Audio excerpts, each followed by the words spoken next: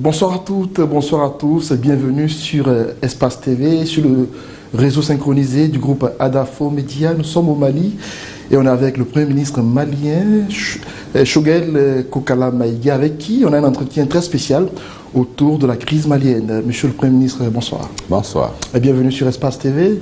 On parle du Mali, on a envie de savoir comment se porte la transition malienne depuis près de 2 ans. La transition malienne se trouve dans une sorte de tempête. Des puissants vents contraires dont l'objectif c'est de contrarier le peuple malien dans l'accomplissement des objectifs du changement. Dieu merci, à l'heure où je vous parle, tous les 5 objectifs du changement sont en marche. Le premier objectif, c'est la mise en place d'un organe unique indépendant pour les élections. Parce que n'oublions pas que la crise politique est partie du tricas des élections d'avril-mars 2020. Le deuxième objectif, c'est la lutte contre l'impunité et la corruption. Les disparitions forcées de journalistes, les détournements massifs de 20 à 30% du budget de l'armée, qui du reste était constitué de 20 à 25% du budget national. Et donc la lutte contre l'impunité et la corruption qui ont désarticulé notre État, désarticulé la société, désarticulé le système de défense. Le troisième objectif, c'est les réformes politiques et institutionnelles qui sont reportées depuis plus de 20 ans. Le quatrième objectif, on pouvait le mettre en premier plan, c'est garantir la sécurité des Maliens, des Maliennes et des Maliennes. Depuis 9 ans, nous ne faisons que constater, assister à des tueries massives, des villages qui disparaissent, des femmes et des enfants brûlés, assassinés. Nous avons décidé d'y mettre fin. Ça fait la quatrième revendication. Et la cinquième, il y a l'accord pour la paix et la réconciliation issu du processus d'Alger, qui est contesté par une partie de l'opinion publique malienne, mais nous disons que c'est un accord que l'État a signé, même si c'est en position de faiblesse. Il faut mettre cet accord en œuvre de façon intelligente. Ça veut dire quoi? Veiller à ce que les soupçons de velléité de partition du Mali d'une partie de l'opinion publique ne soient pas avérés. Donc on met l'accord en œuvre de façon assez intelligente et pédagogique pour écarter toute possibilité de partition du Mali à long et moyen terme. Voici les 5 objectifs. À vous écouter, on a l'impression, on se dit que tout va bien au Mali, alors que vous êtes sous sanction de la CEDEAO. Il y a déjà un bras de fer qui est engagé avec la France. Dites-nous comment le pays vit cette situation particulière. Parce que pour arriver au Mali, les Africains sont contraints. Si habituellement ils font 1 heure de vol pour arriver au Mali, il y en a qui font 10 heures actuellement pour être là. Vous savez, l'embargo a été pris avec principal objectif de faire tomber ce régime-là. C'est pas compliqué, nous le savons. Pour quel motif? Mais pour le motif que ce gouvernement ne convient pas. À qui? À la France. C'est la CEDEAO qui nous a sanctionné. Mais nous avons dit clairement dans le communiqué du gouvernement que les sanctions de la CEDEAO sont commanditées. Pour quelles raisons? Mais quelle preuve vous avez pour attester? La preuve, c'est que d'abord, elles sont illégales. Il n'y a aucun texte de la CEDEAO, aucun texte de l'UEMOA, aucun texte de la Banque centrale, aucun texte de l'ONU qui a prévu un embargo. Bien au contraire, il n'est pas prévu un embargo dans le texte de la CEDEAO. Il est prévu la suspension du gouvernement, de ses participations aux réunions, ainsi de suite. L'embargo n'est pas prévu. La Banque centrale des États de l'Afrique de l'Ouest interdit, dans l'article 4 de son statut, que des banques centrales d'autres États donnent des injonctions aux banques centrales d'un pays quelconque. Ils l'ont fait. La Convention de l'ONU sur les pays sans littoral interdit un embargo contre un pays sans littoral. Le Mali l'a ratifié en 1967 et nouvellement en 1987. Et donc, vous ne pouvez pas prétendre violer vos propres textes en disant que c'est pour installer la démocratie. Le calcul est simple. Quand cet embargo est pris, avec les complications dont vous venez de parler, le peuple va se révolter en quelques semaines. Mais est-ce que c'était avait même donné 10 jours. Est-ce que la disproportion de la décision de la CEDEAO n'est pas liée au fait qu'on veut envoyer un message aux autres pays dans les mêmes conditions que vous? Bien sûr, il y a les ça. Empêcher. Il y a ça, mais il y a autre chose. Pourquoi nous disons que cet embargo était commandité de l'extérieur? Nous étions dans des discussions avec la CEDEAO qui ont été rompues brusquement. La CEDEAO nous a demandé d'envoyer un calendrier, un chronogramme des élections, que nous avons envoyé en attendant des discussions. Ce qui se fait très souvent, M. le Président. Mais c'est ce qui se doit. Mais pourquoi on prend un embargo? Et on sait que, et ça c'est pas qu'on le sait, ça a été dit officiellement, les dirigeants français ont annoncé bien avant que la CEDEAO se réunira le 9, qu'il y aura des sanctions que, à chaque sommet de la CEDEAO. Si ce n'est pas le ministre des Affaires étrangères, c'est le ministre de la Défense ou le président qui annonce les sommets de la CEDEAO et leurs conclusions. Cette histoire qu'on appelle Wagner, mais c'est les médias français, les dirigeants français qui commençaient à en parler, en disant que c'est des rumeurs qui sont dans des vérifications. Mais pendant ce moment, la CEDEAO a mis dans une résolution des chefs d'État pour condamner le Mali. Mais nous leur avons dit, mais ça vous coûtait quoi de venir vers nous, parler avec nous, discuter pour ensemble? Mais Monsieur le Premier ministre, nous savons que la France donc c'est pour ça a un service de renseignement hyper développé, ils ont des moyens logistiques qui leur permettent de pouvoir vérifier certaines informations. Pourquoi inventerait-il la présence de Wagner au Mali si ce n'était pas vérifié? C'est pas une question de Wagner. En vérité, on veut nous entraîner dans une bataille géopolitique qui n'est pas la nôtre. Nous ne sommes pas dans les bagarres entre la France et la Russie. Nous avons dit notre peuple est en train de mourir depuis 9 ans. Des villages entiers sont en train de disparaître de la terre. Alors que nous avons Serval, Barkhane, Takuba, G5 Sahel, et Cap Mali, et UTM. Nous avons dit qu'il faut changer de paradigme. Il faut diversifier nos partenaires. C'est ce qu'on ne nous a pas pardonné. C'est tout. Maintenant, le reste, il faut avoir une stratégie de diabolisation du gouvernement pour le faire rejeter d'abord par la communauté régionale et ensuite par la population. Est-ce que les services de renseignement français, par exemple, ce qui est dit est faux, Monsieur le Président? Les services de renseignement français avaient prévu que si l'embargo est pris, le régime tomberait dans les 10 jours. Et beaucoup de chefs d'État de la CEDEAO ont misé sur ça. Il va être rejeté par la population, mais ils se sont trompés. On vous a suivi sur d'autres canaux, dire que vous étiez libre en tant que pays souverain, de nouer partenariat avec qui vous vouliez. C'est exactement ce que nous avons dit à nos amis français. Pourquoi vous refusez d'assumer que Wagner est présent au Mali? Mais nous, on n'a pas de Wagner. Nous avons la coopération avec la Russie. Mais vous avez vu, si on cachait, on a vu des avions cargo atterrir au Mali. Quand l'armée française a laissé l'emprise de Tombouctou, le lendemain, un avion cargo a atterri avec du matériel, avec des instructeurs. Si on avait caché, oui. Maintenant, quand maintenant les Français disent non, ça, c'est pas des Russes, c'est pas à travers la coopération russe, c'est Wagner. Mais ça, c'est leur affaire. Nous, on n'a jamais pointé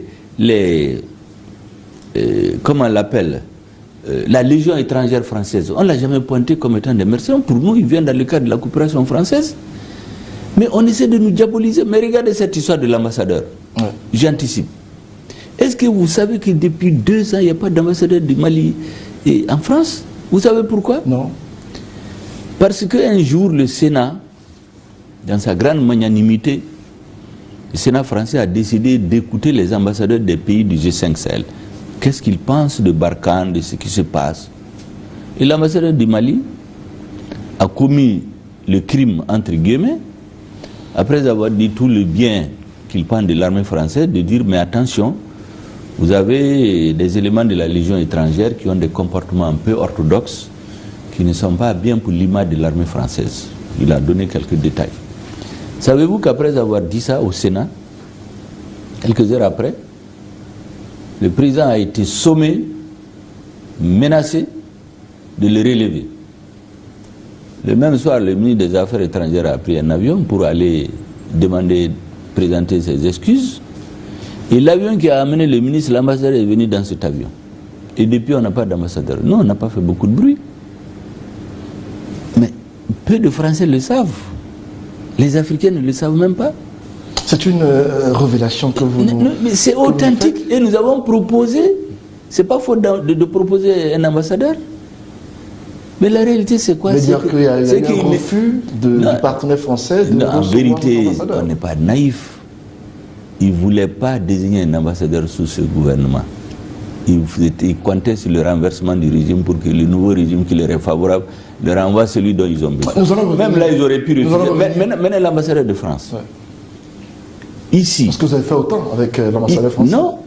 Ici, Je l'ai fait convoquer au ministère des Affaires étrangères au mois d'octobre. Pour quel motif? Le ministre l'a convoqué et lui dit de cesser ses activités subversives. Je ne vais pas rentrer dans les détails.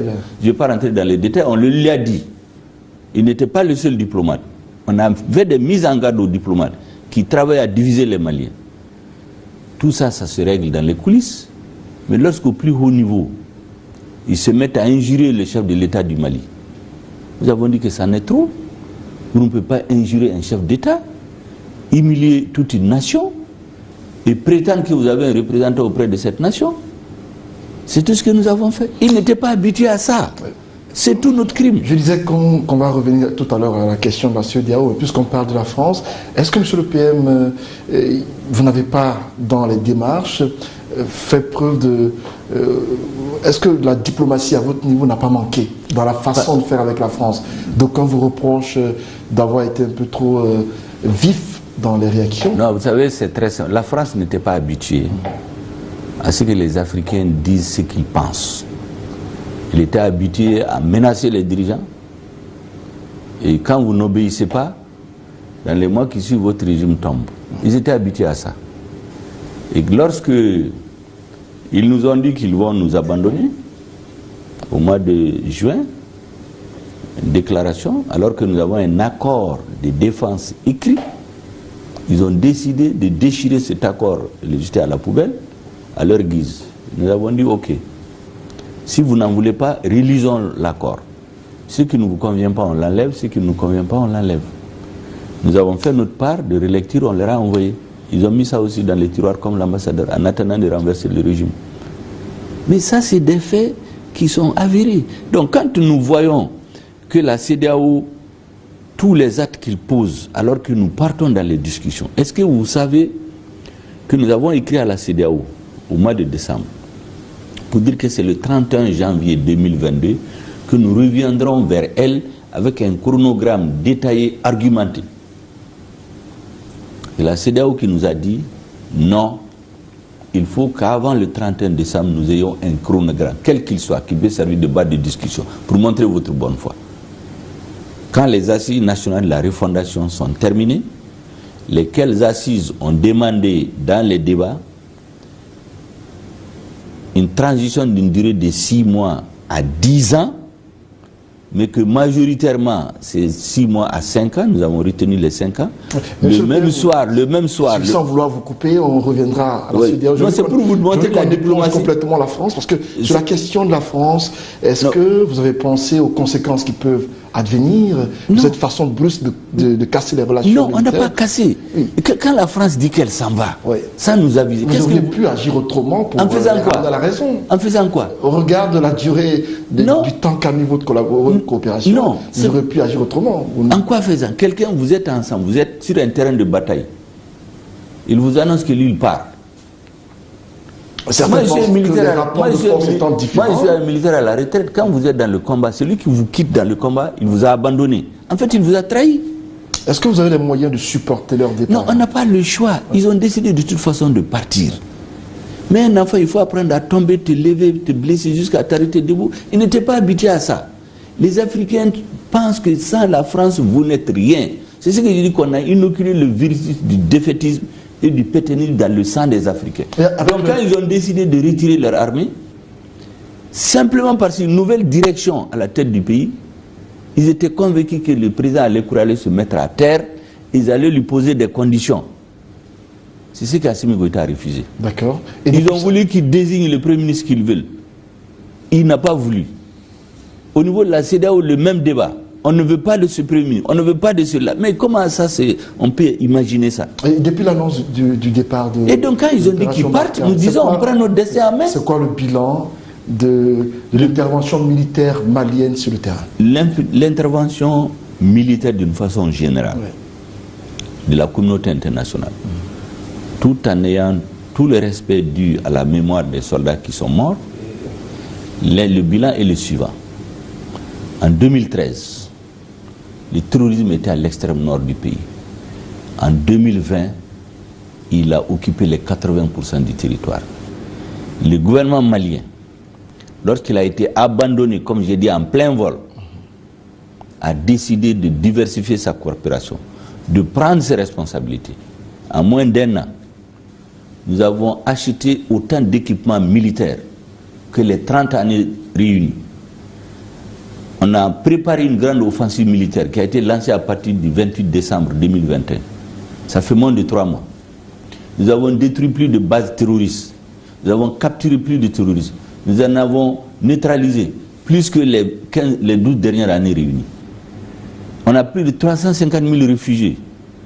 Pendant ces années, il n'y avait que des réfugiés. Aujourd'hui, il y a plus de 50 000 qui sont retournés volontairement. Est-ce qu'il y a des éléments qui sous-tendent cela? Non, mais c'est la preuve, vous pouvez aller dans le pays. Est-ce qu'en faisant ce bilan, par exemple à la télévision nationale, vous présentez des éléments matériels? Mais bien sûr, les populations témoignent. Les gens qui sont en ville, leurs parents téléphonent, ils retournent chez eux. Et on pense qu'il y a plus de théorie que de pratique. Non, il n'y a pas de pratique. Les villages sont connus où les populations retournent. Vous avez un village qui s'appelle Farabougou ici, qui était occupé par les djihadistes depuis 2 ans. Mais il a été libéré. Il y a un village qui s'appelle Marabougou, dans le secteur de Guéné, depuis 2 ans. Mais il a été libéré dans l'extrême est. Toute la zone de Nara, la forêt a été ratissée là-bas. C'était des villages qui étaient sous esclavage. Ils ont été libérés. Nous avons capturé des terroristes qui viennent des pays de l'Afrique de l'Ouest, de la CEDEAO, qui sont en train de parler. Ils sont dans les mains de la gendarmerie aujourd'hui. Parce que nous savons qu'ils ne peuvent pas trouver quelqu'un qui a autant d'armes, des armes lourdes, s'il n'y a pas de cellules dormantes chez eux. Au lieu de coopérer, pendant que nous engrangeons ces résultats, au lieu que nos frères viennent nous aider à aller, c'est pendant ce moment qu'on décide de nous étrangler. L'objectif étant de faire tomber le régime et amener des hommes qui vont faire ce qu'il y a d'habitude. C'est-à-dire, on leur dit, faites ça, ne faites pas ça, on ne veut pas de ça. Est-ce qu'il y a la possibilité d'un renouement des relations militaires entre vous et la France? Vous savez, moi j'ai toujours dit... Non, vous savez, je pense que les dirigeants français et une partie des responsables africains exagèrent. Moi, je suis convaincu que ce qui lie la France au Mali est plus fort que ce qui nous divise. Aujourd'hui, il y a une certaine campagne électorale, il y a cette aversion vis-à-vis des dirigeants maliens, de la CEDEAO et puis de la France, mais les peuples ne sont pas d'accord avec eux. Vous savez, le peuple français n'est pas contre le peuple malien. Et je viens d'expliquer à un de vos collègues, les Maliens de France, c'est le contingent le plus nombreux de Maliens de l'extérieur. Leur poids dans notre économie est plus important que le poids de la France dans notre économie. Nous sommes liés à la France par l'histoire. C'est avec leur langue que nous communiquons.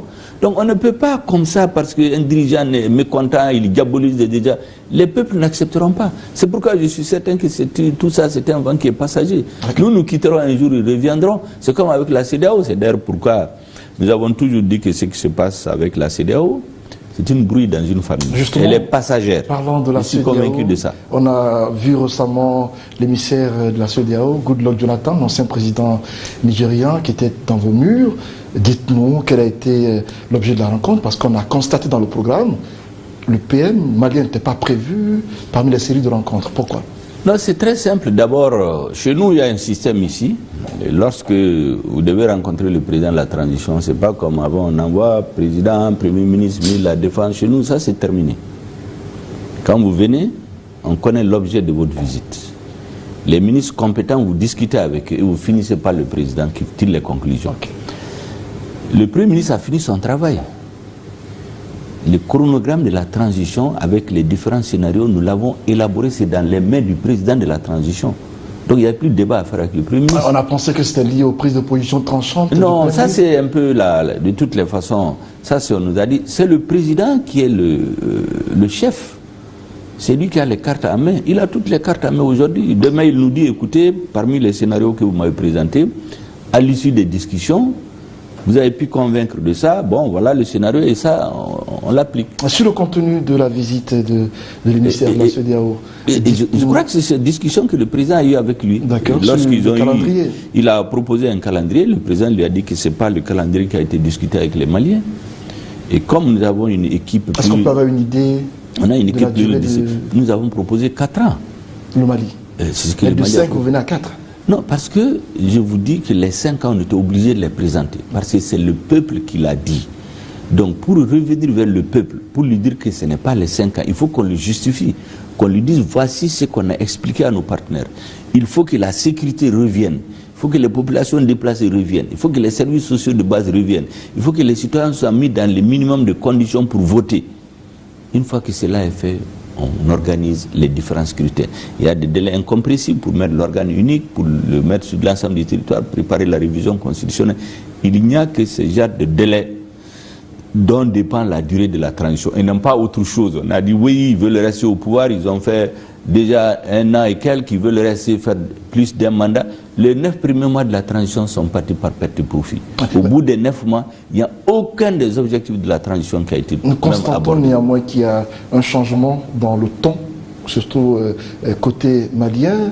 Si déjà de 5 venait à 4 ans, cela signifie qu'il n'est pas exclu que dans les négociations, le Mali redescend jusqu'à 3 ans de transition. Je ne peux pas vous dire un chiffre, mais je vous dis que le Mali est prêt à des négociations. Nous avons une ligne rouge au-delà de laquelle nous ne pouvons pas nous entendre. Laquelle? Non, la ligne est définie pas par les humeurs, mais par les missions de la transition, le redressement de notre pays, la sécurisation de notre population, la mise en place des conditions pour rendre le processus de changement irréversible. Pourquoi pour que 2 mois, pour que 6 mois après, on mette un président qui tombe. Pourquoi vous pensez qu'un civil ne peut pas combattre le terrorisme? Personne n'a pensé ça. Ça, c'est ce que nous apprenons. Mais jamais, ça, c'était un faux. Vous avez dit que Goïta a les capacités. Non, voilà ce qui s'est passé. Oui. Il faut que je vous explique bien. Parce qu'il y a ces aspects, peut-être que bien sûr, il y a une campagne de diabolisation, mais que beaucoup ne comprennent pas. Les militaires qui ont parachevé la lutte héroïque du peuple malien ne sont pas sortis des casernes comme ça pour prendre le pouvoir. Chaque transition a ses réalités. Il y a des pays où la transition survient parce que le président est décédé. Donc en principe, la transition doit aider à combler ce vide-là, élire un président. Il y a des pays où il y a des questions de sécurité fondamentales, il faut les redresser. Il y a des pays où il y a des violations répétées de la loi, un désordre qui s'installe, l'armée intervient, elle cherche à mettre de l'ordre. Chez nous, ce qui s'est passé, c'est qu'à un moment donné, pendant des mois, le peuple était dans la rue, avec 5 revendications dont je vous avais parlé, en disant qu'il faut que le régime change pour qu'on arrête ce massacre. 80% du territoire est occupé par les terroristes. Si ce régime reste, d'ici la fin de son mandat, le Mali va disparaître. Et donc, quand le peuple est sorti, exercer un droit constitutionnel, parce que dans notre constitution, il est prévu la désobéissance civile en cas de violation grave de la Constitution. Ce gouvernement a tiré sur la population. Devant les lieux de culte, il y a eu des morts. Donc, les officiers, ce que nous avons fait, l'aile patriotique de l'armée, des jeunes officiers qui ont fait entre 15 et 18 ans sur les théâtres des opérations, qui ont vécu dans leur chair, dans leur âme, toutes les humiliations, tous les coups bas, tous les coups de poignard que notre armée a subis. Ils étaient là, ils observaient. Ils ne pouvaient pas continuer, donc ils ont intervenu pour éviter la guerre civile. Dans tous les cas, le régime était à terre. Donc, ils ne sont pas venus comme ça. Deuxièmement, quand ils sont venus, ils ont dit tout de suite, nous sommes venus parachever la lutte du peuple. 2. 3. Il dit, pour montrer notre bonne foi, on ne touche pas à la Constitution. Nous allons compléter la Constitution par une charte qui prend en compte la nouvelle donne. 4. On met un gouvernement avec à la tête un président civil, pas un militaire en exercice. Ils ont pris un militaire à la retraite, un premier ministre civil. Oui, la suite, nous la connaissons. Et la suite, c'est que... Il y a cet autre coup d'État qui Non, la suite, c'est qu'au bout de 9 mois, aucun des objectifs de la transition n'a même été abordé. Il y avait la grogne dans le pays. Et à l'époque, on vous sentait... On vous a vu. Non, parce que c'est le M5 vous qui a critiqué à l'époque. Mais c'est normal, parce qu'il n'est jamais arrivé dans l'histoire qu'on change un régime, que ce soit par une insurrection, par une élection démocratique, par une succession dynastique, et que le nouveau pouvoir soit exercé par ceux qui étaient contre le changement ou qui disent qu'il n'avait rien à voir. Ni le président, ni le premier ministre du premier gouvernement. La prise de position, c'était pour fustiger... La prise de position, c'est de dire que les objectifs de la transition ne sont pas pris en charge. Nous avons observé pendant 9 mois, aucun des 5 objectifs n'a été traité. Aucune enquête sur les tueries, aucun mandat d'arrêt contre ceux qui ont détenu l'argent de l'armée. Donc nous avons dit qu'on n'est pas d'accord. Et les militaires, c'est quoi, des hommes intelligents. Ils ont dit, mais attention, nous avons intervenu pour parachever la lutte du peuple. Le peuple est en train de dire qu'il a le sentiment que sa lutte a été détournée. Ils ont négocié avec le président de la transition, ils disent changeons de cap. Quand le président a commencé, d'après ce qu'on nous a dit, a commencé à jouer avec eux, le vice-président de la transition, l'actuel président, a téléphoné aux autres chefs d'État, parlé au président. Il y a un chemin qu'ils ont pris qui risque d'amener dans des affrontements dans l'armée. Il n'y a pas eu de solution. Le résultat, c'est quoi? Le vice-président de la transition, l'actuel président, qui était chargé des questions de défense et de sécurité, on l'a interdit de participer au Conseil des ministres. Le ministre de la Défense, on l'a sorti. Le ministre de la Sécurité, on l'a sorti. C'était quoi?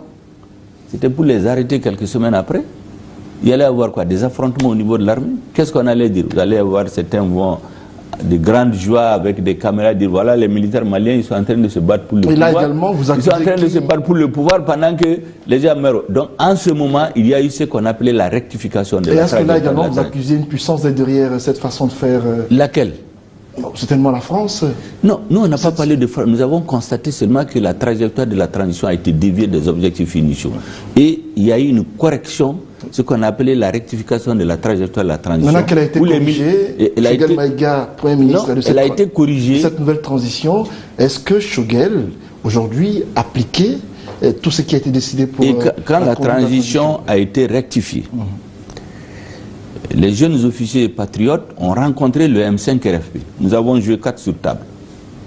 On a dit voici les 5 objectifs autour desquels le peuple s'est soulevé. Mettons-les en œuvre. On n'a pas une autre exigence. L'ancien gouvernement l'aurait fait, on l'aurait soutenu.